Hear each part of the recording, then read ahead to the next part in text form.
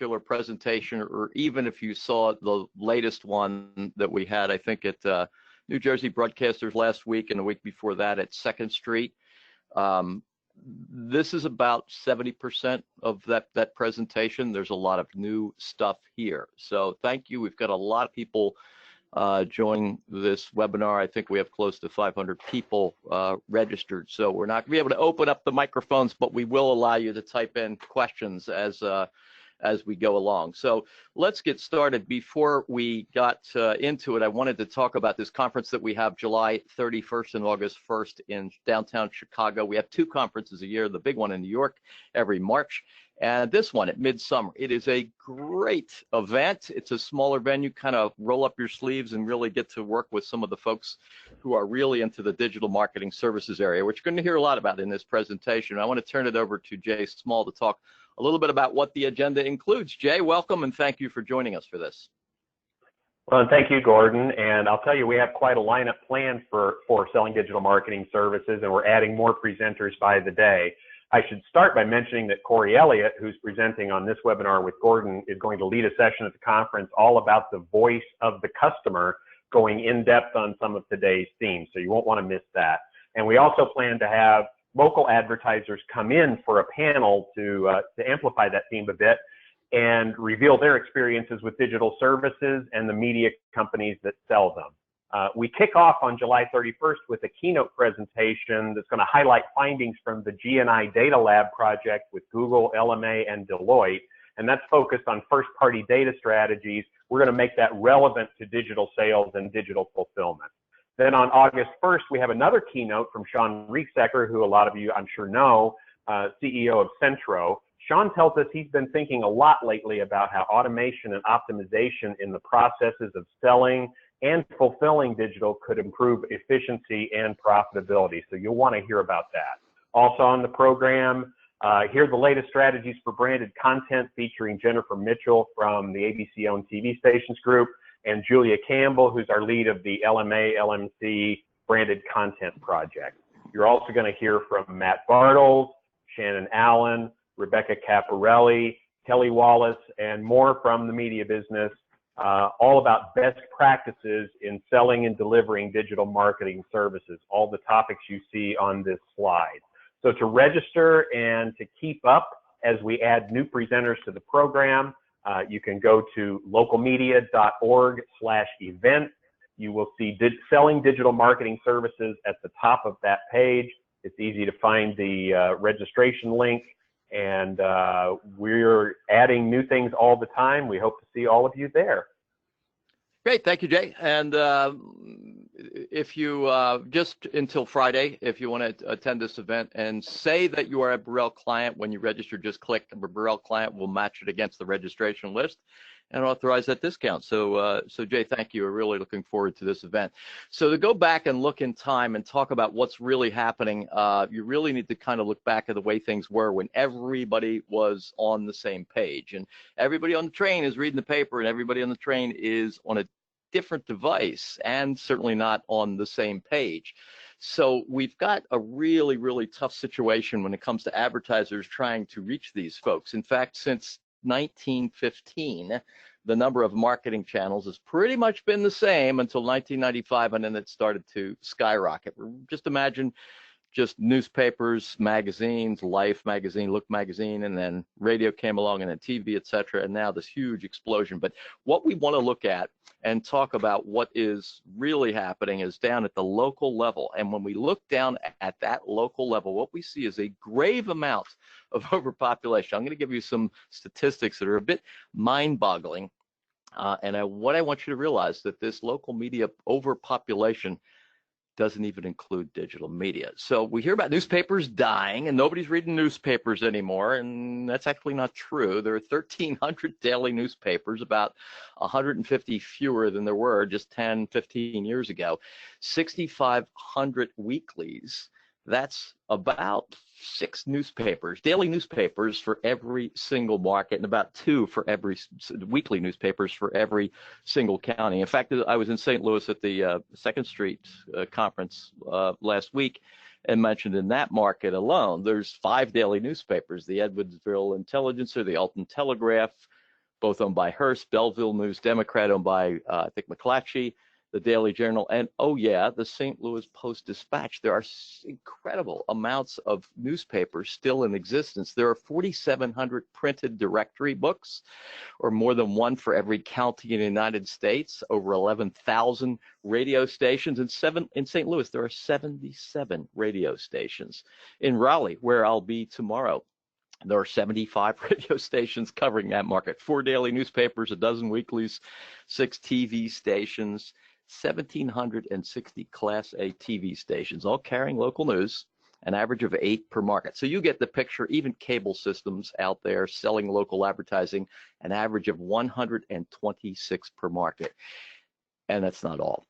We have this new stuff rushing at us. At the beginning of the year, there were 660,000 actively produced podcasts. That's basically recorded radio. 495 new TV programs out there introduced last year on top of the ones that are already there. And there's another local media competitor that has arrived with an average duration on its website of 5 minutes and 55 seconds. The average pages per visit, 8 pages, 2.4 billion monthly visits in the US alone, and nearly all of those visitors are wallet ready. Anybody guess who that is? Of course, it's Amazon. Amazon did $3 billion in ad revenue last year, quietly. They didn't report it. It was extrapolated from some of the things that they had said. And then by 2022, Pivotal Research has said they think they're going to be about $38 billion in ad revenue just in the US. That is what Facebook did last year.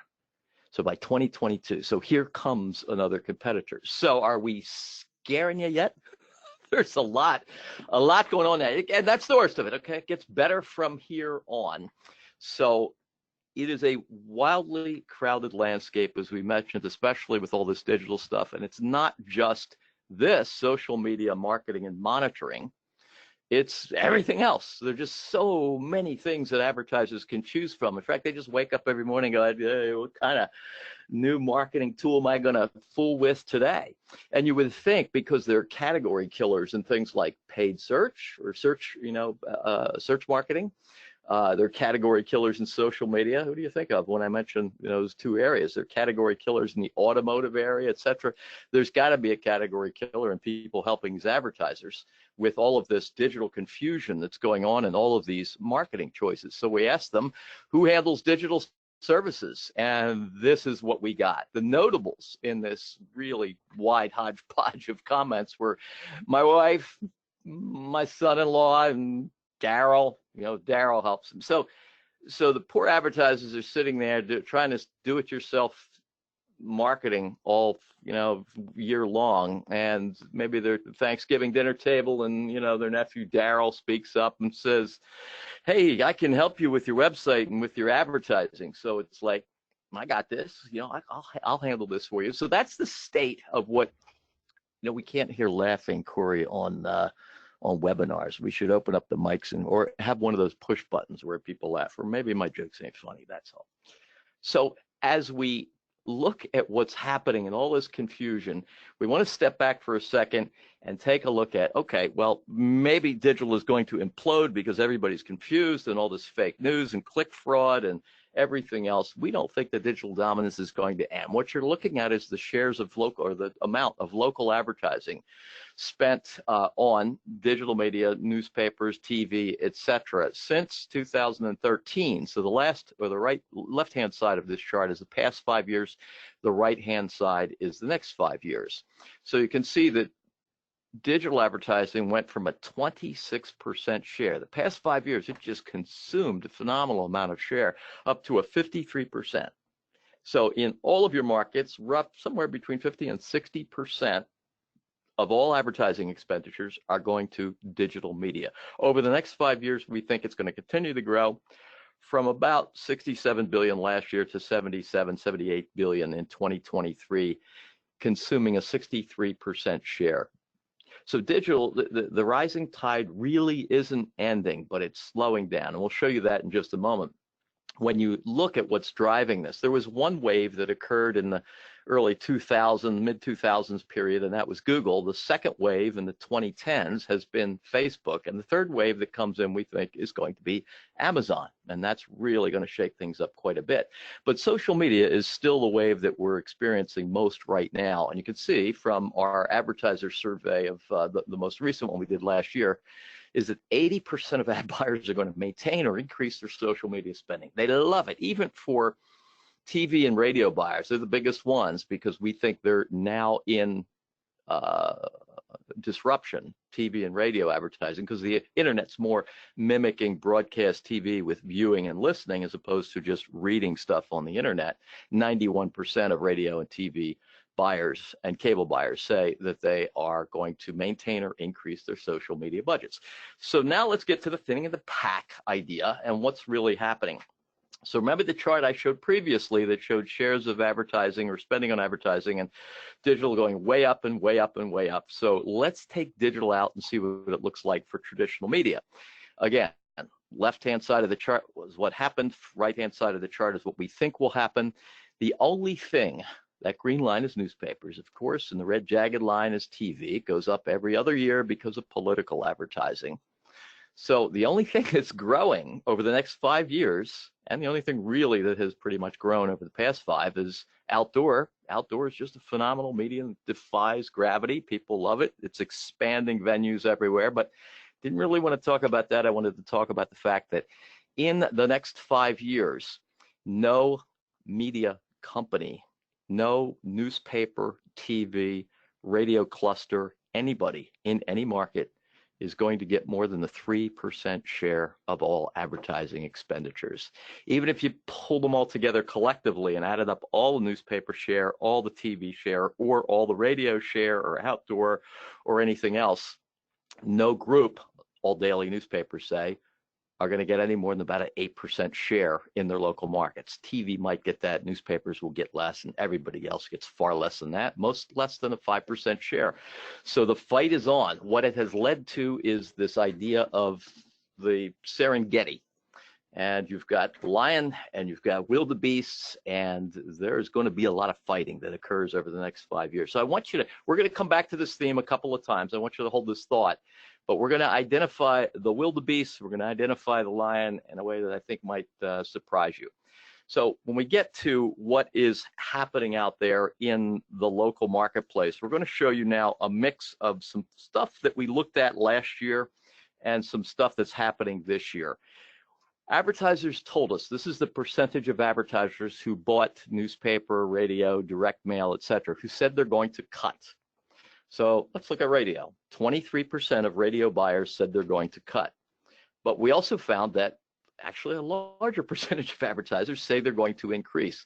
This is evidence of a twisting of the dials, adjusting of their marketing budgets, and trying to figure out what happens, what they should be spending money on. The secret is that when an advertiser cuts, all those percentages, 29% of magazine advertisers, 33% of newspaper advertisers, 23% of radio, when they cut, they don't pocket that money.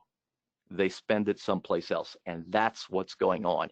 They're not just spending stuff and going back to this or that or going over to digital. They're finding the right channels. They're finding the right things to have an appropriate marketing mix. In fact, this is a phenomenal statistic. Nearly half of all advertisers, 46%, are trying something new. So they're going for the very first time. And look at it, it's not all digital. Look at the orange bars on there. The orange bars are traditional types of media. 5% of advertisers who are trying something new are trying radio. Yeah, I think I'll try some radio with my social media stuff. So this is really, really interesting. What it has led to is when we asked last year, we said, okay, you said you bought newspaper advertising. How effective is it on the scale of 1 to 5? You said you bought radio. How effective is it? You said you bought social media, paid search, TV, etc. So we took all the digital media stuff and put it together and averaged out the effectiveness score. We took all the traditional media stuff and put it together and averaged out the effectiveness score. You know what's coming, don't you? What do they find more effective? So when we averaged out the score, this is what we found. Corey, you want to jump in here just a second and tell us? Yeah. Gordon is right. We this is a 5 point scale from obviously 1 to 5. This is what they averaged out. So we were really kind of blown away by this um, that they were pretty much equal, both of old media versus new media, or I guess you could say digital versus non-digital. And it really kind of leads to making a logical next point, which is out of all of these different media types, 90% of advertisers uh, buy digital with traditional media. So it's all one big pool now. It's no longer just digital or just non-digital. It is absolutely a mix of things right now, and that's why that effectiveness score being the same is very, very interesting. However, here's the big headline. Here's what's changing, and here's what's really important to consider is these guys are increasing what they buy. They are buying more things. They went from 5.5 types on average of media to 8. Here's the kicker. They actually decreased the number of companies they're buying from 5 to 3.5. Now, this is from last year's survey. As you know, we are right now conducting our 2019 survey, and you can certainly be a part of that, by the way, if you want to. And we're getting information. We asked this same question again. Guess what's happening? We're seeing maybe even a further development because in this 2019 survey, 30% of advertisers say they're buying from about 2 to 3 companies, but that number of different media types they're buying hasn't really decreased at all. So it might be even contracting more. So, Corey, if we could dwell on this for just a moment, this is the most important finding, the most important slide in the whole presentation. So if you're eating lunch and you haven't been paying attention, reading your email, look at this slide. Let me reinterpret it for you. They're buying more stuff from 5.5 on average, let's say 6 to 8. So they're buying, and it's a mix. It's not all the same thing. Some advertisers might buy direct mail and some radio and some social media and some paid search and some video or something else. So they're moving it up. They're actually buying more digital stuff than adding traditional, but they are buying more stuff. They're cutting companies from 5 to 3.5, and as Corey says, about a third of them almost are down to 2. Is it going to be you? This is the thinning of the pack. They are definitely thinning the pack, and we're going to show you, we're going to give you some hints as to who they're cutting, but this has just begun to occur.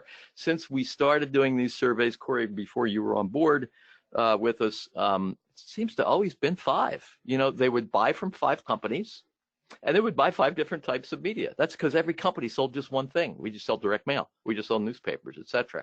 Now they're finding that the combination of direct mail and digital stuff, or newspapers and digital stuff, or radio and digital stuff, it's all they need. Maybe one other thing that they might buy. So they're down to 2 or 3 companies. The question is it going to be you?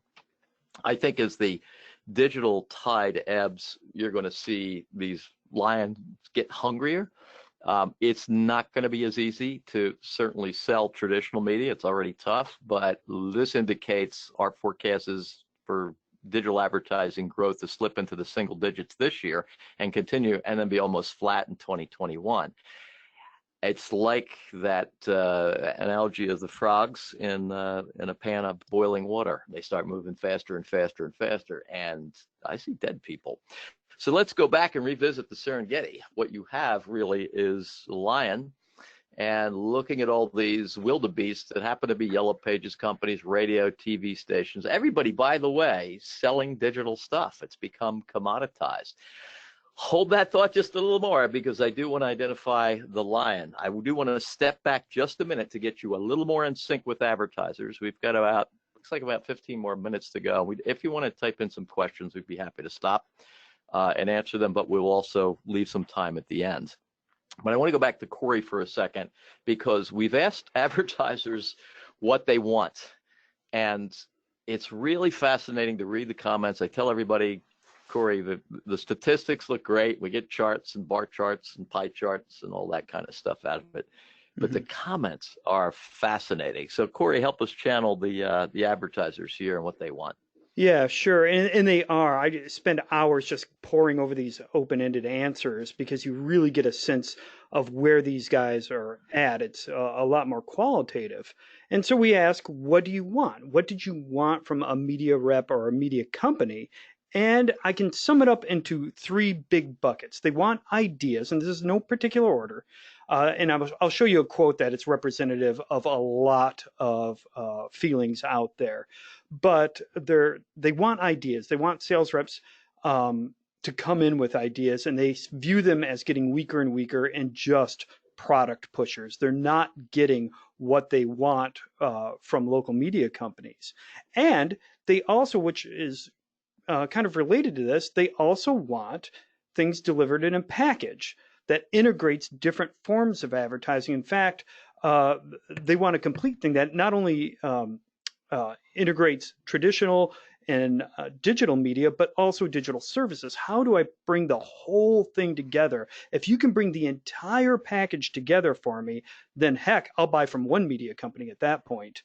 And they also, Yeah, Corey, yeah, if I could interrupt just a second, we had a comments you shared a couple of weeks ago, I think, and we might have posted some of them, and there were some, I guess, vitriolic comments, and they said, "Damn it, don't try to, once you've sold me something, don't try to upsell me on some digital banner ads or something like that. If it's so good, why wasn't it included with the package?" And then another advertiser said, maybe the newspaper is what you should be upselling or yeah. adding to the package, and you should start. So there really is this idea from the advertisers that you've got to be a marketing person. You've got to give them. You can't be selling them some monolithic thing and then adding on, "Oh yeah, how'd you like some banner ads with that too?" So that really stuck out.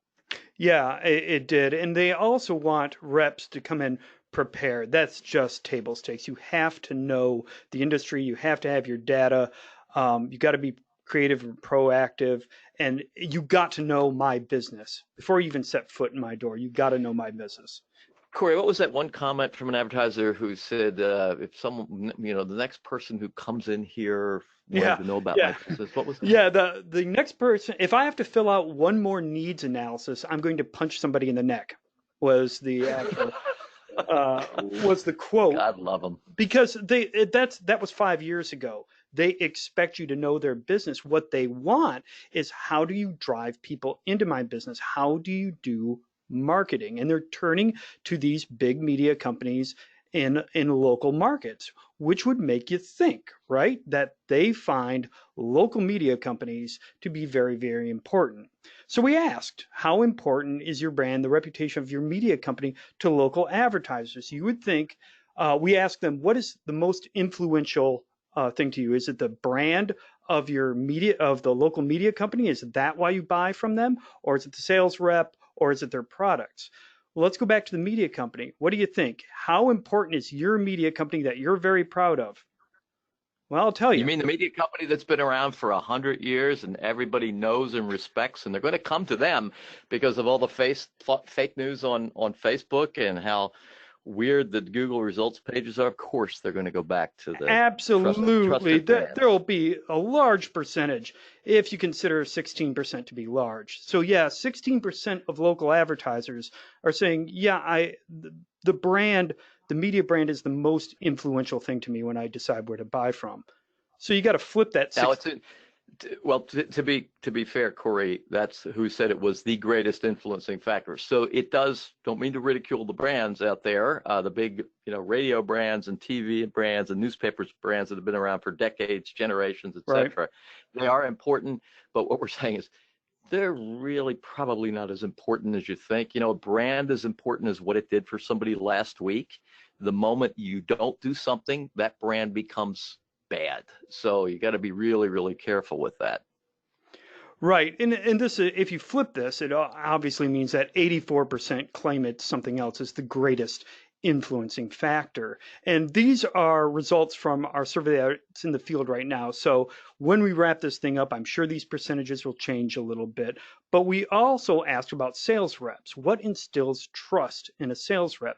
Look at this. Number one thing that was mentioned the most was the ability to clearly describe audience data, market reach capabilities of own product. So know thyself. And number two was the overall knowledge about marketing and advertising. I need to have those two things from my rep. Now, we did list a bunch of other things, but these were the two factors that instilled the most trust from a local advertiser in a sales rep. So it isn't the length of time on their job or how many people they know in the community or even their physical appearance. Heck, they can, take it for, you can show up in your jammies apparently, as long as you understand your market, your products, and have some idea of marketing altogether. Which leads us to that old Wanamaker quote. Remember good old John Wanamaker, half the money I spend on advertising is wasted. The trouble is I don't know which half. Well, that was a while ago. So what do local advertisers think now? Is that still true? I have to mention, Corey, that I kind of fought with you on this to keep this in there. I really wanted to put this survey in there, and you guys wanted to ask it a couple of different ways. And I said, no, just ask whether you agree with it or you don't agree with it. But my theory was, as we put this in, you're going to see the results of the early results in a minute, was that advertisers, you talk to most advertisers, 10 years ago or so, and they say, yeah, that's pretty much true. We can't figure it out. My theory was that, you're going to get an appreciable amount now because they have all of this data who think they know which is which. So it would be interesting either way. If they still 100% agree and say, yeah, I'm freaking confused, I just don't know, or if we had this appreciable amount. So Corey, what do we find? Well, here's what you found. Your gut was right. You have a good amount, 40% who say they feel differently. Now, 11% said they don't know. Half said they feel the same. But there's 40% now that think, no, I don't necessarily agree with this. I know what I'm doing. And we're seeing that in a lot of different areas. And we asked, or if we look at the open-ended, we can kind of see why they're saying these things. And it's because they can measure results. And some are trying to measure non-digital. We all know they're measuring all things digital. Whether they're measuring the right things or not is a question. But some are out there trying to measure non-digital, and that's a quote from one of them who's trying to do it. Then there's a good amount who aren't. And I thought that was a great quote. I agree with Wanamaker's Lament for non-digital. I disagree for digital. And there's a clear delineation there. And there are plenty of others that are just focusing on ROI. Unless the advertising or marketing can deliver what I believe to be ROI, I don't care. I don't want to even consider it right now.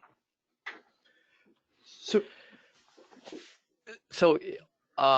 Corey, on this slide, we're looking at, we just actually changed this. It was up a little, so we do have some results coming in. We're up to about 500-600 responses. If you want to join our survey, there's still a few weeks left to do that. Yep. Corey? Yes, there is. How long? Until I want to cut off the entries around the middle of July. So if you want to know what your advertisers are thinking and how your if you have sales reps or sales managers or publisher or GM and says, yeah, that's not happening in my market. Well, we can find out. You just piggyback on our survey. It's $750. Go to our website, click on SMB survey results for 2019, and it'll show you everything that you need to know on there. But Corey, 56% of advertisers this is shocking to me, they're still not confident they're spending the right amount of money. Yeah, that's exactly right. We asked them if they were just simple question. Do you think you're overspending, underspending, or spending the right amount? 44% said, no, I got this. I'm spending the right amount. Look at that. 32%, 1 out of 3 actually admitted to us. They might not admit it to you, but they admitted to us. I think we're underspending. So that's a healthy portion of the local advertising base out there saying they're underspending. And of course, there's 15% who feel they're overspending. So yeah, there's a lot of uncertainty out there. Yeah, as clients, our clients are using the Compass data and estimating budgets for their clients as they go out for advertisers. They're definitely finding that the advertisers are out of sync, that they're not spending what other, say, furniture stores or auto dealers or whatever they're showing them from our data. That's the average amount. They go, damn it, we're overspending, or damn it, we're underspending. And some of them are saying, yeah, we're spending the right amount. We're spending that average amount. But good points. We also have a lot of other questions. We're not going to give you the answers to, but we're monitoring them. They're maybe too close to call, but in the survey, and we'll start putting out I know everybody's looking for this. I think we do it in July, right after the 4th of July, the charts of the week. So that's really cool stuff. And if you're on our research alert list, I know many of you are, we'll send you out every week when we have a new chart of the week. We're asking, which of the following methods does your business use to determine how much to spend on advertising? That ought to be pretty interesting. Is your website optimized for voice search? Corey, I don't know. That's going to be like, yes, 2%, do you think? Oh, no, it'll be way, way up there, like 4. What suggestions do you have for media companies to improve how they partner with companies like yours? That's going to be a great one. When buying advertising, how often do you deal with a rep versus buying with no human interaction? We have a little bit of a clue on DIY ad buying from our panel that we do. Corey, remember what that said on DIY usage? It was still fairly low, wasn't it? Yeah, it wasn't very, I can't remember off the top of my head. I want to say it was around 30, 25, 30. Yeah, so it's maybe not as much as you think, but hell, 25, 30 still is kind of high for do-it-yourself, and it may be growing. Which does the best job of providing you with new customers? And that list includes newspapers, social media, and I had it on my other screen earlier. We did this since 2011, and then we stopped doing it, I think, last year. We're going to put it back up there. It is amazing how this has changed. Which of the types of media listed below does the best job of providing you with new customers? That result's going to be pretty cool. And then what kind of videos did you develop most often in 2018? One of the fastest growing categories, video advertising and video content, marketing content, native content, branded content, things like that. We're seeing that explode. Expect to hear a lot more from us. So let's go back to our Serengeti picture and I will give you the answer. What we're seeing very, very clearly is that, yes, there are weak wildebeests out there that the lion is going after. And if that ain't your company standing there looking at the camera, then you're going to be one of the weak wildebeest. It's really, really interesting to see what's happening as companies wake up, ad agencies included, and media companies waking up to see that, wow, you know, there's some great opportunity here to catch some of these other companies asleep at the wheel. Wanted to give you a quick glimpse, and then we're going to open it up for questions. We do have some observations I think you're going to find really fascinating in the next 2 minutes, but how hunting is happening. Corey, you want to run us through these two pretty quickly, what we're seeing companies doing in terms of hunting?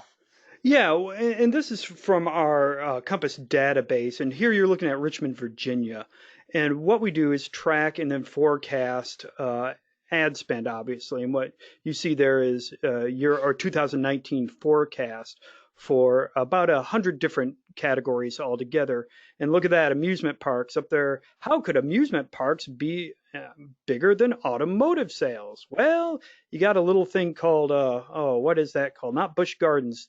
Gordon, help me out. It's King's Dominion. King's Dominion is up there. But not only do we see an overall ad spend, we can also look at more non-digital kinds of ad spend. So here's the money in play for newspapers. We see about $8.8 million leaving newspapers in 2019, and you see the top contributors to that: grocery stores, furniture sales, automotive sales. We see them pulling out of newspapers in Richmond, Virginia.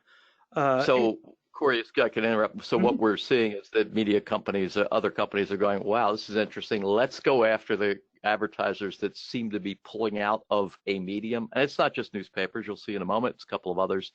What are the most vulnerable categories there? So for Corey, Knoxville, the radio, we've got, what, 1 million dropping out of radio in Knoxville? Yeah, 950,000 driven. There's restaurants at the top, furniture stores, food stores. So it's different for any kind of media you look at. Here's broadcast TV in Knoxville. It's automotive sales, furniture sales, food stores at the top. And I think the other important thing is to understand why these people are maybe pulling their money out. And that's a great conversation starter. Yep. So we're going to finish up with some observations. Yeah. I was going to let Corey do these, but I just want to use them as my own. The observations were a little different about 30 minutes ago, or about an hour ago, I guess. And Corey came up with this, and I said, what do we tell them? What are we doing? And he said, what's happening 5 years ago? Go ahead, Corey. Yeah, this was my rant about an hour ago. I said, here's what's happening when I look at these results over the years. 5 years ago, local advertisers were begging local media companies to help them with my marketing. I want overall help with my marketing, all together, everything. Then 3 to 4 years ago, it moved to screw it. You know what? I'll do it myself. If you can't help me with marketing, if you're just going to shove products at me, I'll figure it out. I'm doing okay on Facebook. It can't be that hard. 2 years ago, they're saying, look, I'm doing it myself and everything's fine. And there's where I think a kernel of a bad idea has been sown, because today they're making some bad choices because they're not marketers. They have this false perception. In fact, somebody asked a question.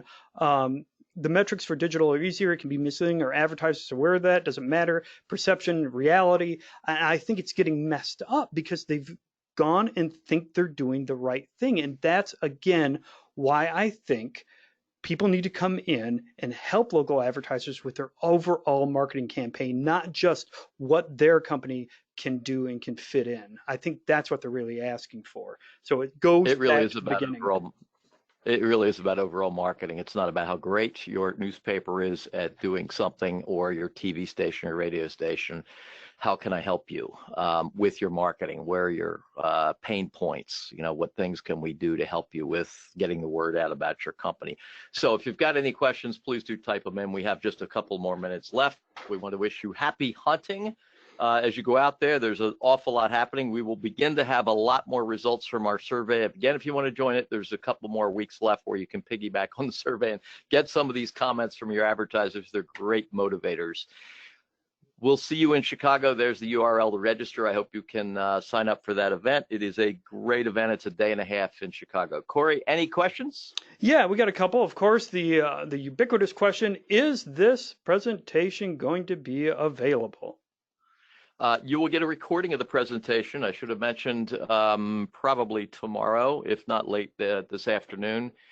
So that's available. The deck itself, I'm sorry to tell you, I'm happy to tell you, if you're a client, is available to our clients.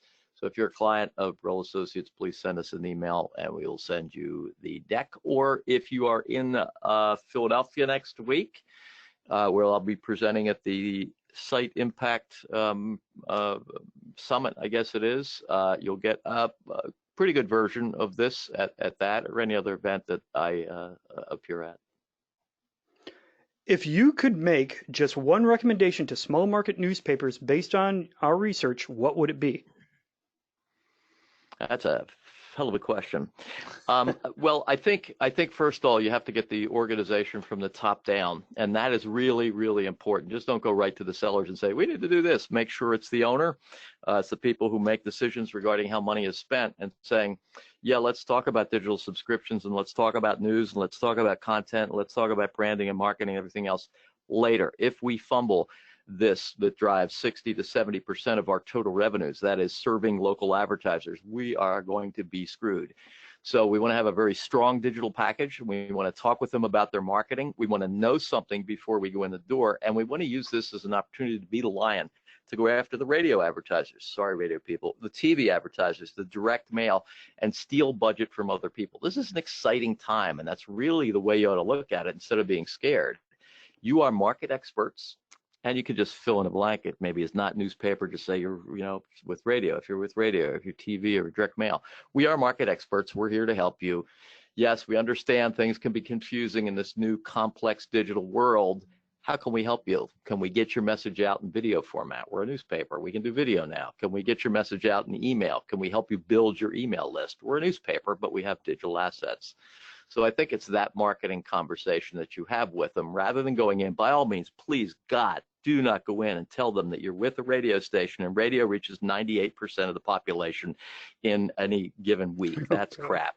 Don't tell them that you're with a newspaper and newspaper reaches more people, and stop talking about yourself. It's annoying as a date where you go on a date and somebody sits across from you and they spend the next hour and a half just sucking all the air out of the room talking about themselves. Don't do that. Sorry, I got a little excited there. I think we have time for one more if we have any. Well, we've got a couple that I can hit really, really quick. Somebody asked about the media brand importance? Is it going to be more or less important in a small versus large market? That's a great question. And once we get a little bit more data in this year, we'll be able to cut it that way to see if there is a difference. So I'm going to hold off on answering that until I actually get the answers. How important is mobile becoming? It already is. In fact, we don't really, you'll see in our stuff, we don't really talk about mobile because it's just ubiquitous. It's just there. That is what digital is. So what isn't mobile these days? So it is already important. It's not becoming important. It already is. And oh, go ahead. Go ahead, Corey. Well, in mobile, I just wanted to mention that about 4 or 5 years ago, everybody was breaking out mobile and tracking it separately, mobile advertising, mobile this and that. And we said, hell with that. It doesn't make any sense because, Right. it all is in digital format and it all just reaches somebody, whether it's on a smartphone or on a desktop. So we don't make that distinction because, God, it's almost all mobile these days, even though we all sit at our desk and look at the web on a PC. Well, yeah, I've never heard a local advertiser come to me and say, I want this digital ad to go out, but for the love of God, don't let it show up on a desktop. It just doesn't happen.